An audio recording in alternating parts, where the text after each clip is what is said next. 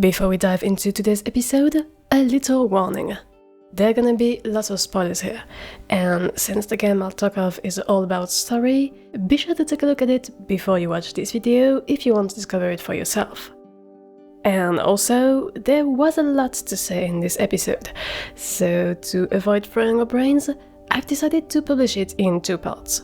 So stay tuned for part 2 next week, and in the meantime, with all that said, let's discuss the case of the Stanley Parable. The Stanley Parable is a peculiar video game. It's actually an interactive drama with only limited gameplay per se. Designed and written by David Redden and William Pugh and released in 2011, this indie creation is fairly unique. It has you play a silent and invisible character that walks through a strange world in first-person view, only accompanied by this incredible narration of Kevin Brighting. Why don't we begin again? As you progress through the game, you slowly discover that this universe offers multiple diverging pathways depending on your choices. The game has a really interesting atmosphere and an exceptional sound design, in particular with the narrator that pleasantly mixes calm descriptions, exaggerated lyricism, or soft reprimands, and from this extremely simple setup, it puts many themes in the spotlight. Choices in video games, fate and predestination, agency and volition, or even the relationship between creators and consumers. So playing the Stanley Parable is a strange experience, cause it actually consists in a series of runs so that you can explore all the divergent story branches. So while your first classic run might take roughly 10 minutes, the game is far from being completed at that point. Since you can redo new iterations and reset the loop, you might feel like your decisions don't really have an impact and that there's no consequence. The next time a new iteration restarts, all will be back to its original state. So, what's the point? What control do you really have? And that's why I think this game is a great opportunity to discuss agency and volition. Volition is what theoretically allows us to decide by ourselves, rather than being unconsciously forced by biological responses. It's still scientifically debated, because it's quite elusive and hard to test or validate. Agency is the next level. It refers to the ability to act on those voluntary choices and to have them impact the rest of the world. We often consider that humans have agency as opposed to nature that has a fixed, deterministic, and unthinking behavior. Basically, the sense of agency is this feeling you get that you are in control. Also, because agency involves decision, it's often linked to moral questions and value judgments. There is a sense of responsibility associated with agency. Now, coming back to the game, in your first iteration of the Stanley Parable, you'll most likely follow the voice of the narrator. Since you don't have any direct objective shown on screen, and he's kindly guiding you, you can simply listen to him describe the actions to take and do what you should do, according to the storyteller at least.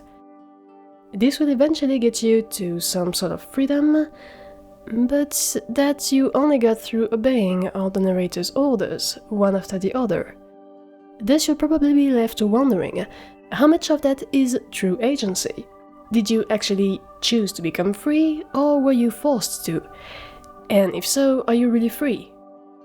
And so quite soon, you'll start to question the role of the narrator that helped you so far. In theory, the narrator is here to tell you what happened, past tense. Of course, narrators can be part of the story, they can be actual characters in the scene, and they're not always objective, but all in all, usually they speak about past events. Well, in the Stanley Parable, this basic idea is completely turned upside down, since the narrator is an actor in the story, and that he, as much as you, decides what happens. He's essentially the only one that can guide you and change the world around you to make the story move forward. As the player, your only possible interaction with this world is to walk in it, and press some buttons at specific times, but the narrator, just by saying what he wants to happen, can create or destroy anything around you, and he seems to hold the true power here. In some scenarios where you deviate enough from the original plan, he'll even point it out as he laughs at you and says that you are merely living one instance of the story, and that he has told many more. In truth, from one iteration to the other, the narrator will shift from being a friend to a foe. If at the very beginning he's an ally that helps you discover this strange world and get on the right track, as you start to disobey and try to take back control, he'll gradually become an adversary and fight you. Rather than opening doors or moving lifts, the narrator will start to trigger catastrophic events, and he will be hell-bent on destroying you and the world so that you can't live a free life. And all of this will, of course, be sprinkled with falsely reassuring and friendly remarks. But since in this game there's a complete match between what this almighty being is saying and what happens to you, it makes you wonder, do you have any sort of power in this universe to push back? Can you act voluntarily against this terrible machine that is the story of the Stanley Parable? That, folks, we'll discuss next time, because we've already talked about a lot of things today and I think we deserve a little break.